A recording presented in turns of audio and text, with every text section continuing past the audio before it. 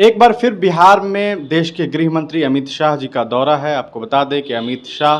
पिछले 1 साल में बिहार में ये 6वीं दफ़ा आ रहे हैं। 6 दफ़ा आने का मतलब आप समझ रहे हैं। हालांकि जो भारतीय जनता पार्टी है वो इस कार्यक्रम को लोकसभा प्रवास कार्यक्रम के तहत इस प्रोग्राम को बता रही है, लेकिन आप सोच सकते हैं कि जब से महागठबंधन से एनडीए अलग हुई है, नीतीश कुमार से जो मुख्यमंत्री हैं बिहार के, उनसे जब से एनडीए अलग हुई है, भारतीय जनता पार्टी अलग हुई है, तब से ये इनका 6वां दौरा है। मतलब ये 6th टाइम बिहार में आ रहे हैं। और अगर बात की जाए दरभंगा मधुबनी के क्षेत्र की, मिथिला के क्षेत्र की, तो ये इनका पहला दौरा है। और ये कल मधुबनी ज़िला के झंझारपुर पहुंचने वाले हैं और वहां आकर के लोगों को संबोधित करने वाले हैं। लेकिन इस प्रोग्राम को लेकर के अगर बात की जाए भारतीय जनता पार्टी की, तो वो सीधे सीधे इस प्रोग्राम को एक नॉर्मल लोकसभा प्रवास कार्यक्रम के तहत बता रहे हैं। लेकिन अगर इसे एक राजनीतिक तौर पे देखा जाए और कुछ पॉलिटिकल एक्सपर्ट की बात को समझी जाए और उससे अगर बताई जाए, तो ये पूरा का पूरा मामला कुछ और ही है। ऐसा नहीं है कि ये सिर्फ एक प्रवास कार्यक्रम है। प्रवास कार्यक्रम होता तो वो आते, कार्यकर्ताओं से मिलते जुलते, ज़िला के जो अलग अलग कह सकते हैं इनके जो छोटे बड़े नेता हैं, कार्यकर्ता हैं, उनसे मुलाकात करते और शायद इस तरह से ये प्रोग्राम होता। लेकिन जिस तरह का प्रोग्राम है और जिस लेवल का ये प्रोग्राम बताया जा रहा है, ये कहीं ना कहीं ये बता रहा है कि भारतीय जनता पार्टी बिहार की जो मौजूदा सरकार है, बिहार की जो महागठबंधन सरकार है, उससे डरी हुई है, उससे खौफ में है। और यही वजह है कि खुद देश के गृह मंत्री को यहाँ 6ठी दफ़ा आना पड़ रहा है। आपको बता दें कि इससे पहले जो भारतीय जनता पार्टी है, उनके जो राष्ट्रीय अध्यक्ष हैं जेपी नड्डा, वो 24 जून को शायद आने वाले थे, 24 जून को ही आने वाले थे। नड्डा जी झंझारपुर में उन्हें आना था, लेकिन वो एक दिन पहले ही वो प्रोग्राम रद्द हो गया और वो नहीं आ सके। उसके बाद अमित शाह जी खुद यहाँ पहुँच रहे हैं और यहाँ आकर के जो है वो कल संबोधन करेंगे, लोगों के बीच में भाषण देंगे। और भाजपा जहाँ तक दावा कर रही है कि लगभग 1,00,000-1,50,000 लोग उन्हें सुनने के लिए पहुँचेंगे। अब बात करेंगे कि आखिर झंझारपुर को क्यों चुना गया और क्या कुछ मायने रखता है। सबसे पहले बात कर लें अगर इस मिथिला क्षेत्र के आसपास की, तो यहाँ पर जो 5 सीट है, उस 5 लोकसभा सीट पर इनकी काफ़ी पकड़ बनाने की कोशिश होगी। और ये 5 सीट ऐसी है जहाँ पर अभी जो है से झंझारपुर, दरभंगा, मधुबनी, सुपौल, मधेपुरा, ये 5 वो सीट है जहाँ पर ये जो है पकड़ बनाने की कोशिश कर रहे हैं। वहीं अगर विधानसभा की बात की जाए तो 30 सीट में जो है 30 सीट है इस पूरे क्षेत्र में विधानसभा। तो यहाँ पर भी ये कोशिश करेंगे कि उस 30 विधानसभा की बात की जा सके और उस पर अपनी पकड़ बनाई जा सके। और ये पूरा का पूरा एक कह सकते हैं एक पॉलिटिकल प्रोग्राम है। और पॉलिटिकल प्रोग्राम ऐसा वैसा नहीं है, बल्कि इसे लोगों को जोड़ने की कोशिश, भाजपा को बिहार में और मजबूत बनाने की कोशिश की जा रही है, ताकि आने वाले वक्त में जो चुनाव है, चाहे वो लोकसभा का चुनाव हो या उसके कुछ ही महीनों के बाद बिहार में विधानसभा का चुनाव भी होना है। हालांकि बहुत सारे लोग ये भी कह रहे हैं कि एक ही साथ चुनाव होगा, वो बात की बात है। लेकिन यहाँ अगर वक्त के हिसाब से देखा जाए तो कहीं ना कहीं भारतीय जनता पार्टी जो है वो इस बात से खौफ खाई हुई है कि जिस तरह से बिहार में अभी महागठबंधन की सरकार है, जिस तरह से नीतीश बाबू जो हैं वो एनडीए से अलग हुए, उसके बाद से जो भाजपा के जो सीट्स हैं उसमें काफ़ी फ़र्क पड़े। अगर बात कर लें इसी क्षेत्र की, तो वो जो 5 लोकसभा सीट है, उस 5 लोकसभा सीट पर इनकी जीत हुई थी जब ये एनडीए में थे। जब एनडीए में मतलब 2019 में जब चुनाव हुआ था, तो ये 5 का 5 सीट जो है यहाँ पर इन्हीं की कह सकते हैं कि सरकार बनी थी, एनडीए ने जीता था। अगर विधानसभा की बात की जाए तो 30 में 25 सीट जो है वो एनडीए गठबंधन को 2019 में मिला था, जिसमें नीतीश बाबू भी शामिल थे। नीतीश कुमार की अगुवाई में कहा जा सकता है वो चुनाव लड़ा गया था। और यही वजह है कि उस वक्त अगर बात की जाए 30 सीट में, तो उसमें से 25 सीट इन लोगों ने जीता था और उसमें 11 सीट भाजपा ने खुद जीती और साथ ही 14 सीट जेडीयू ने जीता है। लेकिन ये तब तक की बात थी जब तक ये लोग गठबंधन में शामिल थे, महागठबंधन से हटे हुए थे नीतीश बाबू, और वो एनडीए में शामिल थे। अगर बात कर ले वही 2019 में जो लोकसभा चुनाव हुआ, उन 5 सीट में दरभंगा, झंझारपुर, मधुबनी, सुपौल, मधेपुरा, इन तमाम जगह पर इनकी अपनी सरकार बनी और इन्होंने अपनी कह सकते हैं इनका जो महागठबंधन के तहत इनका जो गठबंधन था, एनडीए गठबंधन, उन्होंने वहाँ से सीट जीती। लेकिन जैसे ही ये नीतीश जी से अलग हुए, मुख्यमंत्री नीतीश कुमार से जैसे ही अलग हुए, पूरा का पूरा जो कह सकते हैं आंकड़ा था वो बदल गया और कहीं ना कहीं जो इनकी स्थिति थी वो जो है वो मजबूत नहीं रही और विपक्ष काफ़ी भारी पड़ रहा है इनके ऊपर। और यही वजह है कि खुद देश के गृह मंत्री जो हैं वो बिहार का दौरा कर रहे हैं और लगातार दौरा कर रहे हैं। आप खुद समझ सकते हैं किसी राज्य में एक साल के अंदर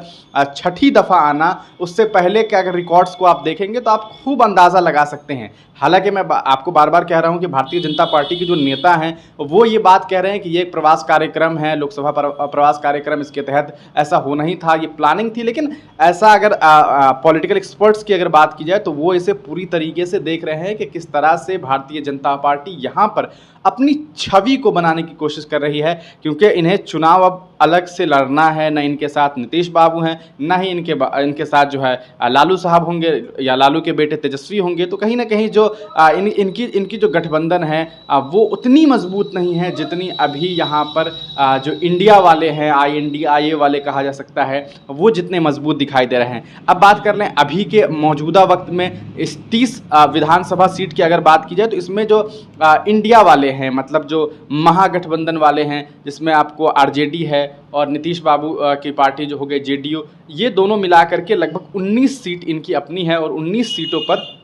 इन लोगों का कब्जा है। वहीं 11 सीट पर भारतीय जनता पार्टी जो है वो अपनी पकड़ बनाई हुई है। अगर विधानसभा से लोकसभा पर चल के देखा जाए तो 5 सीट में 2 सीट जो है वो भारतीय जनता पार्टी के पास है और 3 सीट जेडीयू के पास है। और उन 3 सीट में 1 सीट झंझारपुर लोकसभा क्षेत्र का भी है, जहां पर खुद अमित शाह जी कल पहुंचने वाले हैं। अगर बात कर ले उस सीट की, झंझारपुर लोकसभा सीट की बात की जाए तो झंझारपुर लोकसभा सीट पर इनकी एक दफ़ा अभी तक जब से चुनाव हो रहा है कह सकते हैं देश में, तब से एक दफ़ा भारतीय जनता पार्टी ने वहां पर सरकार बनाई थी। और मेरे ख्याल से इन्होंने जो है वहां पर अकेले दम पर वीरेंद्र कुमार चौधरी जो हैं वो वहां से चुनाव जीते थे। और 2014 में जब चुनाव हुआ था तब की ये बात है, 2014 में वीरेंद्र कुमार चौधरी ने चुनाव जीता था। और अभी मौजूदा वक्त की बात की जाए तो रामप्रीत मंडल जो हैं वो वहाँ से जो है जेडीयू से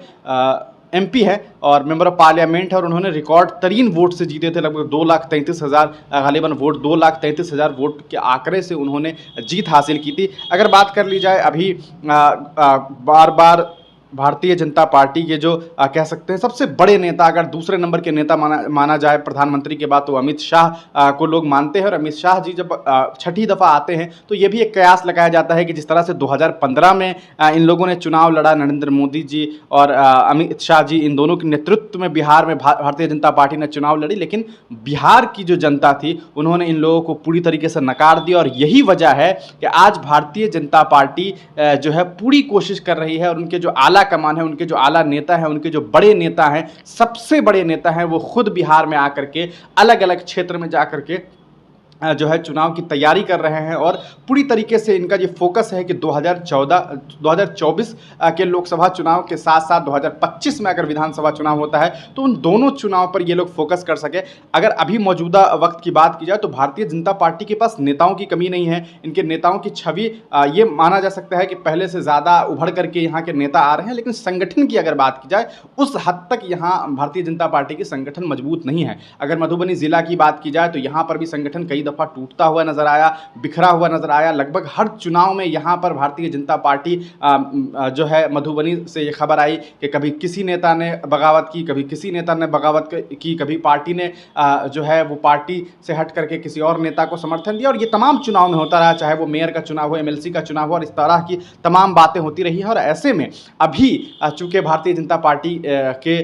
जो बड़े नेता हैं और देश के जो गृह मंत्री हैं वो अमित शाह जी इसलिए आ रहे हैं ताकि ये पूरा का पूरा जो मामला है बिहार में, खास करके मिथिला के क्षेत्र में जो ये 5 लोकसभा सीट है, 30 विधानसभा सीट है, जिसमें 30 में अभी इनके पास जो है वो 11 जो सीट है ये इनके पकड़ में है। वहीं अगर विधानसभा से लोकसभा पे जाकर के देखा जाए तो यहाँ भी 2 सीट्स इनके पास हैं, जिसमें ये पूरी कोशिश कर रहे हैं कि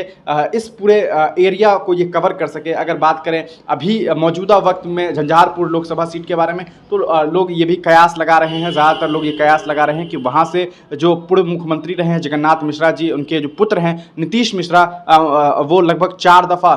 MLA रहे हैं, वहाँ से विधायक हैं, 4 4th टर्म विधायक रहे हैं वो। तो ऐसे में ये कयास लगाया जा रहा है कि उन्हें जो है वहाँ से भारतीय जनता पार्टी जो है अपना टिकट दे सकती है। हालांकि ये जो है पूरी तरीके से फुल और फाइनल चीज़ नहीं है, और भी बहुत सारे नेता हैं, कई सारे नेताओं के बारे में दावा किया जा रहा है कि उन्हें वहाँ से टिकट मिल सकता है। खैर ये वक्त की बात है कि किसे कहाँ कैसे टिकट मिलता है, लेकिन अभी तक जो पूरा का पूरा मामला है अमित शाह जी के बिहार आने की, उसे नॉर्मल प्रवास कार्यक्रम से जोड़ना ये कतई सही नहीं है, बल्कि इसे ये कहा जा सकता है कि भारतीय जनता पार्टी बिहार की महागठबंधन सरकार से कहीं ना कहीं खौफजदा है और डरी हुई है, और उन्हें लग रहा है कि यहाँ पर ज़्यादा मेहनत करने की ज़रूरत है। और एक जो सबसे बड़ी चीज़ है वो ये है कि ये लोग ये भी चाहते हैं, जैसे कि उत्तर प्रदेश में अगर आप देखेंगे कि हर एक जाति को लोग जो है भारतीय जनता पार्टी है हर एक जाति को अपने दल में शामिल करने की कोशिश कर रही है, उसी तरह बिहार में भी ये पूरी कोशिश में जुटे हुए हैं कि बिहार के भी तमाम जो जाति के जो लोग हैं उन्हें ये कैप्चर कर सके, उन पर अपनी पकड़ बना सके, ताकि यहाँ जो वोट बैंक है वो बेहतर हो सके। तो ये पूरा का पूरा मामला है, संगठन को मजबूत करने की कोशिश की जा रही है, और ये जो खुद अमित शाह जी आ रहे हैं इसके पीछे यही वजह है। अगर आप गौर करेंगे तो आपको याद होगा कि शायद 11 अक्टूबर के आसपास ये पिछले साल आए थे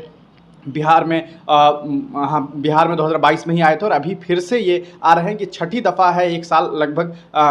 का वक्त है। ऐसे में खुद अमित शाह जी गृह मंत्री जी का आना ये बता रहा है कि एक दफ़ा फिर से बिहार में वो पूरी कोशिश में लगे हुए हैं कि किसी भी तरह से यहाँ जो है नीतीश कुमार से जो है लड़ाई लड़ी जाए, क्योंकि विपक्ष के जो नेता हैं, यहाँ के जो विपक्षी दल हैं, अगर बात की जाए अभी के मौजूदा वक्त में, तो वो नीतीश कुमार और राजद दोनों मिलकर के महागठबंधन में काफ़ी मजबूत दिखाई दे रहा है, और यही वजह है कि ये लोग यहाँ पर पूरी मेहनत में लगे हुए हैं। अगर एक तरफ से ये देखा जाए कि जैसे पिछली दफ़ा ये आए थे नवादा में,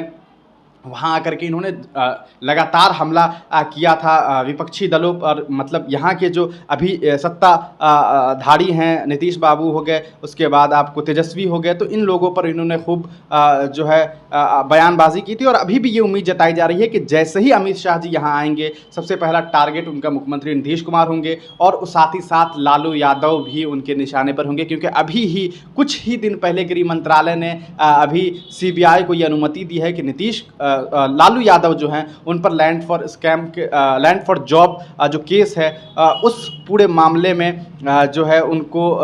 CBI को ये अनुमति दी गई है कि वो अब इस पर मुकदमा चला सकते हैं। तो कहीं ना कहीं इस मुद्दे पर भी बात होने की पूरी उम्मीद है। साथ ही साथ अगर बात की जाए तो वो ये ज़रूर कहेंगे कि मुख्यमंत्री जो हैं वो ये सोच रहे हैं कि हम एक दफ़ा फिर से कुर्सी बनेंगे, प्रधानमंत्री बनने की कोशिश कर रहे हैं। और दूसरी बात वो एक ये चीज़ कह सकते हैं कि कहीं ना कहीं जो लालू यादव हैं वो इसलिए नीतीश बाबू के साथ हैं, ताकि वो सोच रहे हैं कि हमारा बेटा मुख्यमंत्री बन सके, लेकिन ऐसा नहीं होगा। और इन तरह की तमाम बातें जो है इनके मुँह से निकलने वाला है, और ये कहा जा सकता है कि ये पॉलिटिकल एक बड़ा इवेंट है भारतीय जनता पार्टी के लिए, और बहुत बड़ा प्रोग्राम है। और यही वजह है कि भारतीय जनता पार्टी के तमाम जो नेता हैं वो लगातार मेहनत कर रहे हैं, और पूरी कोशिश के साथ ये लोग कल झंझारपुर पहुंचने वाले हैं। झंझारपुर में कर्पूरी स्टेडियम में ये प्रोग्राम होने वाला है। आपको बता दें कि तय वक्त के मुताबिक लगभग 10:30 बजे के आसपास अमित शाह जी के आने की उम्मीद जताई जा रही है।